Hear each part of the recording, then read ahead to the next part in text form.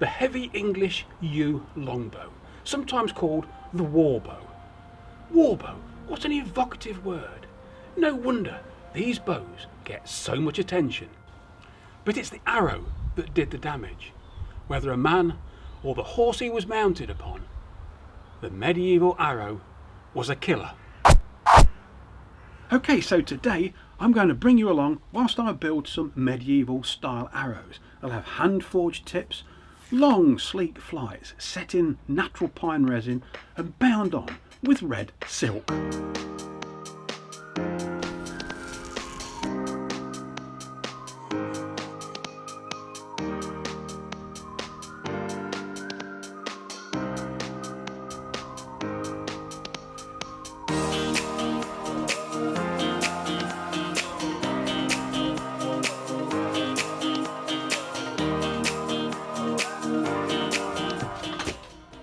So the arrows I'm building today are not meant to be historically accurate, nor am I using period correct tools and methods.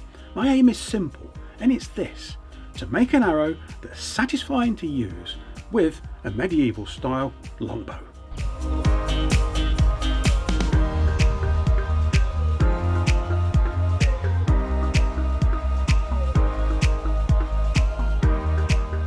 So let's have a look at the basics of the arrows that I'm going to build using this rather tatty and well used example.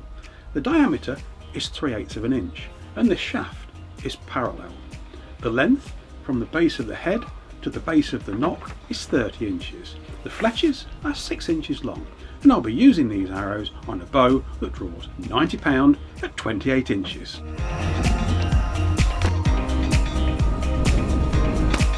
Now these arrows will be self-nocked. That is, the string groove is cut straight into the wood. But if they were to be used on, say, bows 100 pound plus, then a horn strengthener would have to be inserted here, like this. And before we go any further, let's have a chat about this green stuff here between the fletches, which is a mixture of beeswax, pine resin and copper acetate. So what's the purpose of this resin coating between the fletches? Because it was certainly used. For example, arrow shafts recovered from the flagship the Mary Rose clearly show a resin coating all around the fletches. When you apply heat, this resin reflows and it grips the bindings securely, making them completely waterproof. But why is it green? Because there are many contemporary illustrations that clearly show a green tinge in between the fletches. There's a hot debate about this. Some people advocate that it's green because within that resin mix there's copper. And the theory goes that copper in the form of verdigris was added to the resin mix in order for it to act as an insect repellent against feather mites destroying the arrows whilst in storage. So let's have a quick look at some of the materials that I'll be using to make my arrows. Links to all the suppliers in the description below.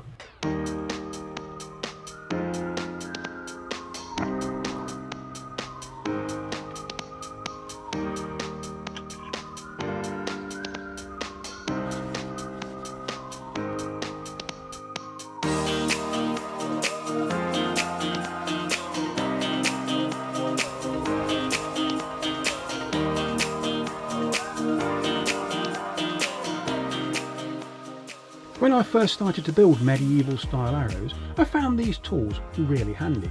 A knife, a tile saw and a rotary cutter. Now when I first started fletching with long feathers like this, I found it really difficult. Now I'm sure medieval fletchers would have quickly and efficiently bound the full length feathers to the arrow shaft and then cut them to suit afterwards.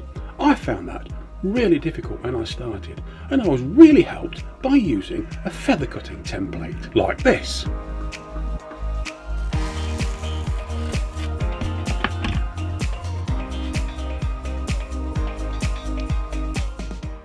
Okay, let's start work. First, I'm going to cut the shaft to length. I like a slightly tapered end to the arrow, so after I've cut the nock with a tile saw, I will shape the end of the arrow with a smooth rasp.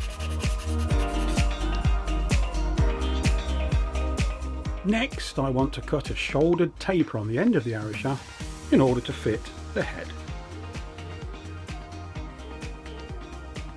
And one of the easiest ways to do this, I find, is with a knife. First, I need to create the shoulder, and I find it easiest to do this by carefully rolling a knife blade around the shaft.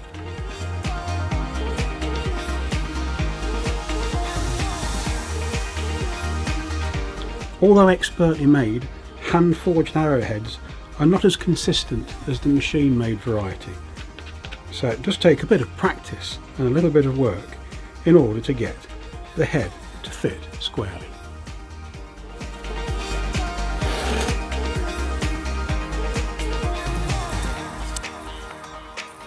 Although not absolutely necessary, I've used masking tape to act as end stops for when I put the resin on. Okay, so that's the arrow shafts now ready for the next stage. I've made the taper and the shoulder ready for the arrowhead, I've cut the shaft to length, I've cut to knock this end, and I've masked here, ready for the resin coating. So my next stage is to mix up the resin coating, and this does take a little bit of experimentation. But here we go. The mix I'm currently using is 1 part natural pine resin, 1 part beeswax, and just a little dash of copper acetate. It really is a little bit of trial and error.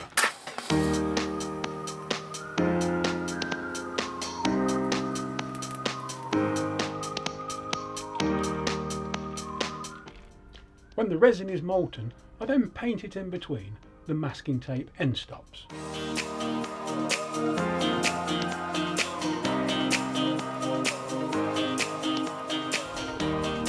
If the resin sets a little bit unevenly, I use a heat gun to reflow it.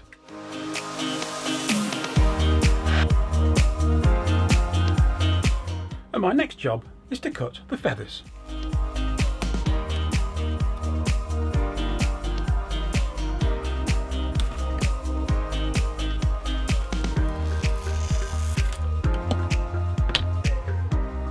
And my next job is to attach the flights to the resin on the shaft.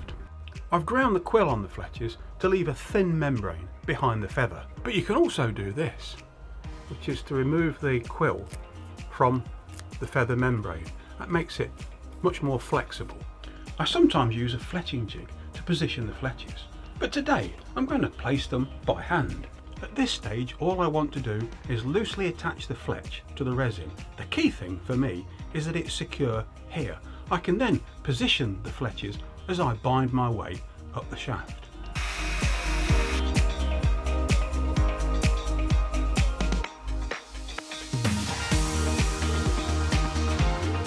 So that's the fletches fixed into place at the base here.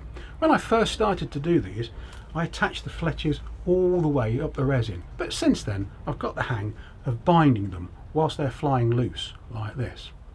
Binding a few of these is quite relaxing, but doing a lot is a real pain in the ass.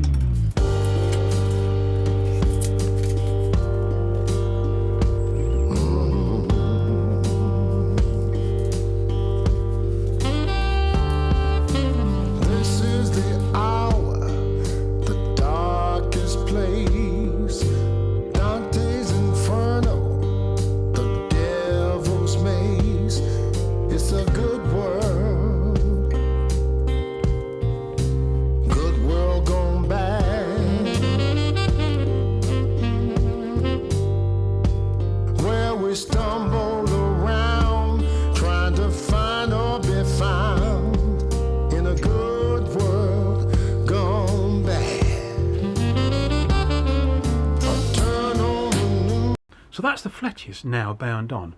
What I've got to do next is gently heat the resin so that it flows all around the bindings.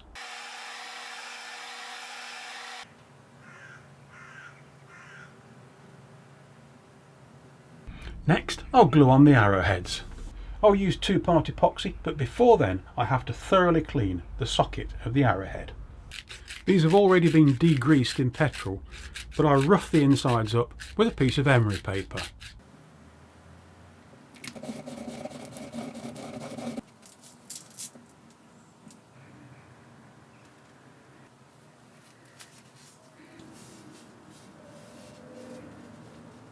So that's how I make these medieval style arrows. But if you'd like to see how these things look when a professional makes them, check out the link below to Will Sherman's Facebook page, Medieval Arrows. Anyway, thanks for watching. These just need a wipe of oil and then they're ready for the fields.